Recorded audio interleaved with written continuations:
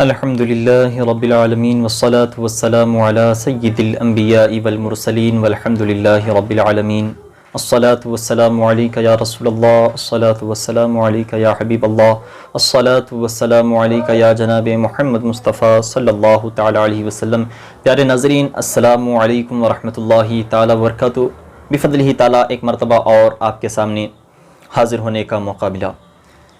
جس طرح کہ میں نے گزشتہ ویڈیو میں آپ سے ایک وعدہ کیا تھا کہ منسٹرل سائیکل کے اوپر میں اپنی 3 ویڈیو اپلوڈ کروں گا، جس کا جاننا ہر مسلمان پر ضروری ہے، چونکہ نبی پاک صلی اللہ تعالی علیہ وسلم کی بھی حدیث مبارکہ ہے، طلب العلم فریضۃ علی کل مسلم، علم دین کا سیکھنا ہر مسلمان مرد و عورت پر فرض ہے۔ جی ہاں، جس طرح میں نے اپنی پچھلے ویڈیو میں منسٹرل سائیکل کے اوپر کہا تھا کہ منسٹرل کہتے ہیں بالغہ عورت کے آگے کی شرمگاہ سے جو خون نکلتا ہے اسے منسٹرل کہا جاتا ہے۔ پھر میں نے اس میں کہا تھا کہ اس کی 4 قسمیں کی گئی ہیں۔ پہلی قسم کا نام ہے حیض، دوسرے کا نفاس اور تیسرے کا استحاضہ، اور پھر میں اس میں یہ بھی وضاحت کر چکا تھا کہ میں اپنی اس پر 3 الگ الگ قسموں پر 3 ویڈیو بناؤں گا۔ جی ہاں، اسی وعدے کے مطابق میں آج پہلی قسم حیض کی ٹاپک پر گفتگو کرنے کے لیے حاضر ہوا ہوں، مگر اس سے پہلے اگر آپ نے ہمارے یوٹیوب چینل کو ابھی تک سبسکرائب نہیں کیا ہو تو سبسکرائب ضرور کر لیں۔ دیکھیں، حیض، پہلے اس ویڈیو میں میں آپ کو 4 چیزوں کی انفارمیشن دینے کی بھرپور کوشش کروں گا۔ پہلی چیز، حیض کسے کہتے ہیں۔ دوسری چیز، حیض کس ٹائپ کا ہوتا ہے، اس کے کلرز کتنے ہوتے ہیں۔ نمبر 3، حیض کس عمر سے آنا شروع ہوتا ہے، اس کی عمر کیا ہوتی ہے، اس کی ایج کیا ہوتی ہے، کس ایج سے حیض آنا عورت کو شروع ہوتا ہے۔ چوتھی اور آخری چیز، اس کا پیریڈ کتنا ہے، اس کی مدت کتنی ہے، کتنے دنوں تک حیض ہوتا ہے، کتنے دنوں تک حیض نہیں ہوتا۔ ان چیزوں کی جانکاری آپ کو اس ویڈیو میں ملنے والی ہے، بنے رہیں آپ ہمارے یوٹیوب چینل پر۔ دیکھیں، حیض کسے کہتے ہیں، بالغہ عورت کے آگے کے شرمگاہ سے جو خون عادتاً نکلتا ہو، ایک ہیبٹ کے طور پر نکلتا ہو، اور وہ خون کسی بیماری کی وجہ سے نہ ہو، نہ تو بچہ پیدا ہونے کی وجہ سے ہو، تو پھر اس خون کو حیض کہا جائے گا۔ جی ہاں، اس خون کو حیض کہا جائے گا۔ اور اگر وہ خون بچہ پیدا ہونے کی وجہ سے نکل رہا ہو تو پھر اسے حیض نہیں کہا جائے گا، بلکہ اسے منسٹرل کی دوسری قسم یعنی کہ نفاس میں شمار کیا جائے گا، جس کی میں سیکنڈ ویڈیو بنا کر اپلوڈ کرنے والا ہوں۔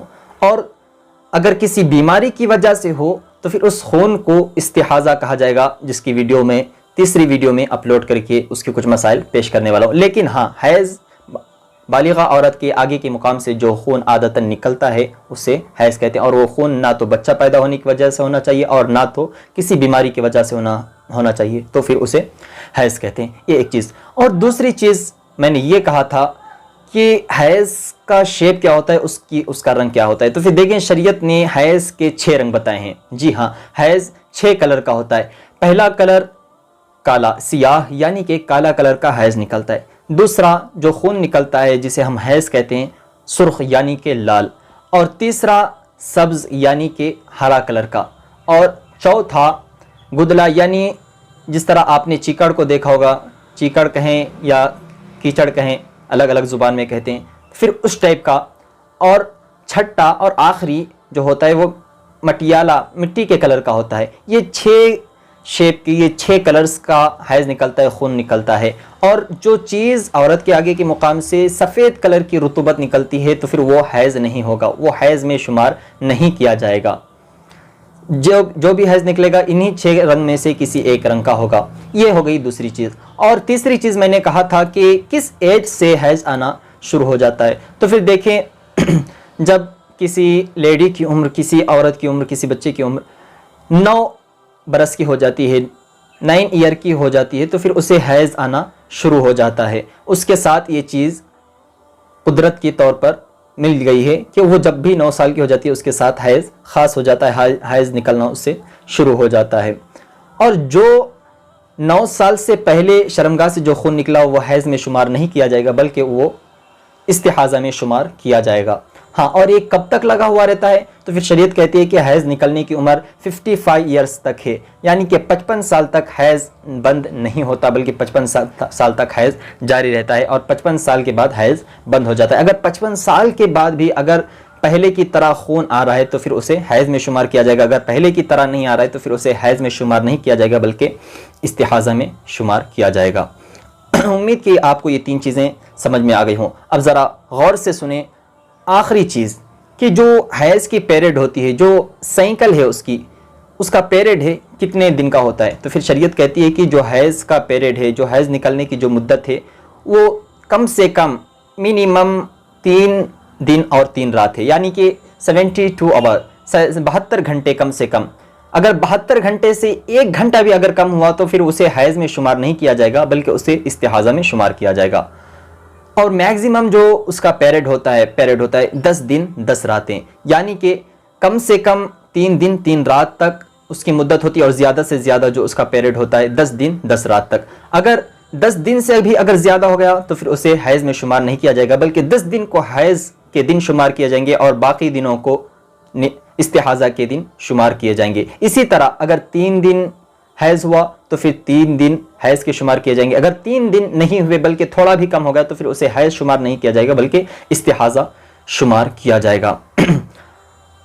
اب آئیں ایک مسئلہ آپ کو سمجھاتا چلوں، اگر کسی کو پہلی مرتبہ حیض ہوا اور اسے 10 دن 10 رات تک کنٹینیو حیض ہوتا رہا، اور اسی طرح 15 دن گزر گئے یا 12 دن گزر گئے، تو پھر کیا اب اسے پورے 15 دن حیض کے مانے جائیں گے، یا 12 دن مانے جائیں گے، یا 10 دن مانے جائیں گے؟ جی، اس کے صرف اور صرف اگر وہ پہلی مرتبہ حیض آیا ہے تو پھر اس کے 10 دن حیض کے شمار کیے جائیں گے، اور باقی 2 دن اگر 12 دن کا حیض آیا ہے تو باقی 2 دن، اگر 15 دن کا آیا ہے تو باقی 5 دن حیض کے شمار نہیں کیے جائیں گے، بلکہ اسے استحاضہ میں شمار کیا جائے گا۔